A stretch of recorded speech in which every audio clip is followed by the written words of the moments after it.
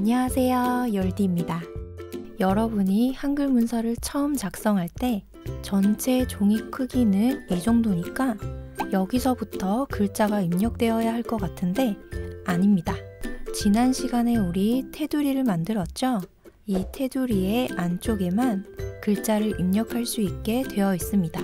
그래서 이 테두리의 바깥쪽 이 부분을 아무리 클릭해도 텍스트 입력 커서가 생기지 않아서 글자를 입력할 수 없습니다. 왜냐하면 이 종이에서 글자가 들어갈 수 있는 이 부분을 제외하고 바깥 부분에 여백을 남기도록 설정이기 때문입니다. 다음 시간에 자세히 알아볼 테지만 이 편집 용지 설정을 살짝 보시면 이 부분에 용지 여백 설정이 이렇게 되어 있습니다.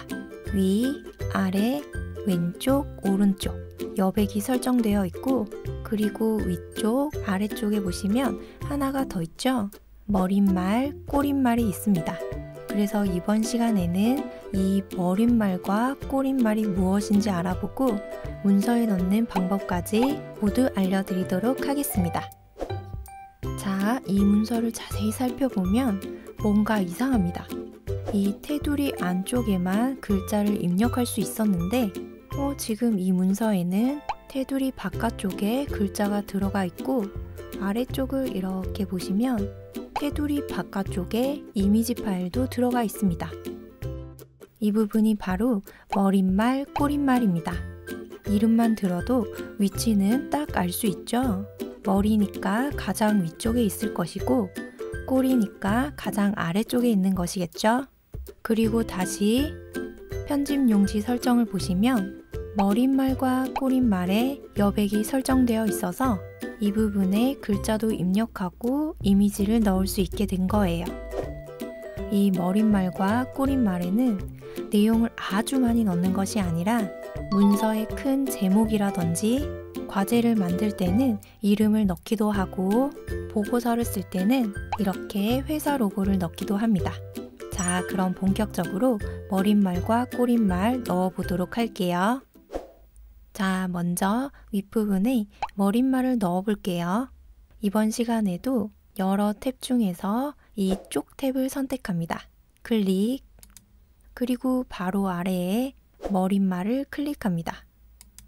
위쪽에 마우스 포인터를 올리시면 오른쪽에 이런 메뉴가 나타납니다.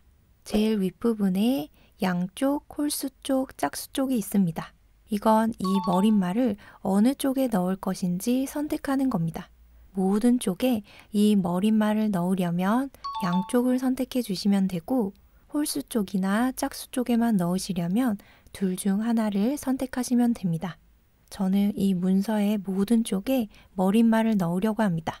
그럼 제일 앞에 있는 양쪽을 클릭하시면 됩니다. 클릭. 그리고 이 머릿말에 어떤 내용을 넣을 것인지 선택할 수 있습니다. 쪽 번호를 넣을 수도 있고요. 파일 이름을 넣을 수도 있고 이렇게 다양한 스타일의 머릿말을 넣을 수 있습니다. 그런데 저는 제 마음대로 다른 글자도 넣고 이미지를 넣고 싶기 때문에 이 모양 없음을 선택합니다. 클릭. 자, 그럼 우리가 아무리 클릭해도 입력할 수 없었던 테두리 바깥쪽 부분에 이렇게 마우스 입력 커서가 생겼죠? 그럼 우리가 글자를 입력할 수 있잖아요. 글자를 입력해 보도록 할게요. 네, 이렇게 글자를 입력했습니다.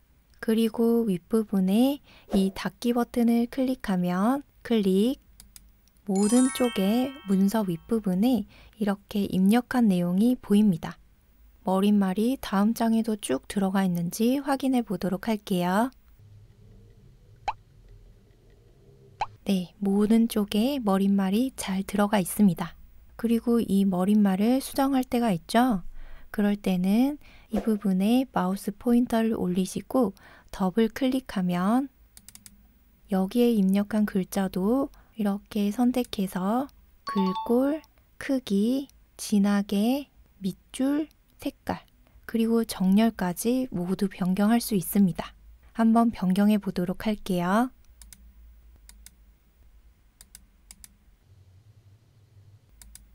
네, 이렇게 모두 변경했습니다. 머릿말을 모두 수정하셨다면 윗부분에 있는 닫기 버튼을 클릭하시면 됩니다. 클릭.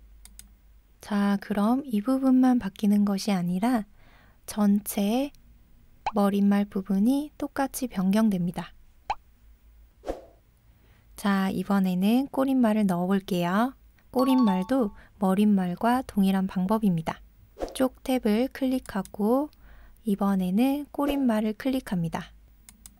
마찬가지로 모든 쪽에 꼬릿말을 넣고 싶기 때문에 양쪽을 선택한 상태에서 제 스타일대로 꼬릿말을 넣을 수 있도록 모양 없음을 선택합니다. 클릭. 그럼 꼬릿말이기 때문에 문서의 아랫부분에 내용을 입력할 수 있도록 텍스트 입력 커서가 깜빡거리고 있습니다. 이번에는 글자가 아니라 이미지를 넣어 보도록 할게요. 위쪽의 메뉴 중에서 그림을 클릭합니다. 클릭. 꼬릿말에 넣을 이미지 파일을 선택합니다. 저는 바탕화면에 있는 이 로고 파일을 넣어 보도록 할게요. 이미지 파일을 선택하고 열기 버튼 클릭. 이미지가 너무 크게 들어가서 테두리 안쪽까지 이미지가 침범했죠? 그래서 이 이미지의 크기를 줄여서 예쁘게 넣어 보도록 할게요. 이미지 부분을 클릭합니다. 이미지 주변으로 동그라미 네모 모양이 생겼죠? 크기를 전체적으로 가로, 세로 모두 줄여야 하기 때문에 대각선 부분에 이렇게 마우스 포인터를 올리시면 양쪽 화살표 모양으로 포인터가 변경됩니다. 마우스 왼쪽 버튼을 꾹 누르고 안쪽으로 이렇게 이동합니다. 그럼 크기가 줄어듭니다. 적당한 크기로 이렇게 줄이셨다면 마우스 버튼에서 손을 떼주시면 됩니다. 그럼 이렇게 크기가 줄어들었습니다. 그리고 빈 곳을 클릭하면 테두리에 점들이 없어졌죠? 그리고 이 이미지를 오른쪽으로 옮겨 보도록 하겠습니다. 커서를 이렇게 꼬릿말 부분에 두신 다음에 위쪽에 정렬 부분에서 오른쪽 정렬을 선택합니다. 클릭. 그럼 여기에 있던 이미지가 오른쪽으로 옮겨집니다. 꼬릿말을 모두 입력하셨다면 윗부분에 있는 닫기 버튼을 누릅니다. 클릭. 그럼 모든 문서 아랫부분에 로고 이미지가 쏙 들어갑니다. 여러분도 한글 문서를 작성하실 때 꼭 이 머릿말과 꼬릿말 기능 이용해 보세요. 이번 영상이 도움이 되셨다면 구독, 좋아요 꾹 눌러주세요. 그럼 우리 다음 수업에서 다시 만날 때까지 항상 건강하시고 행복하세요.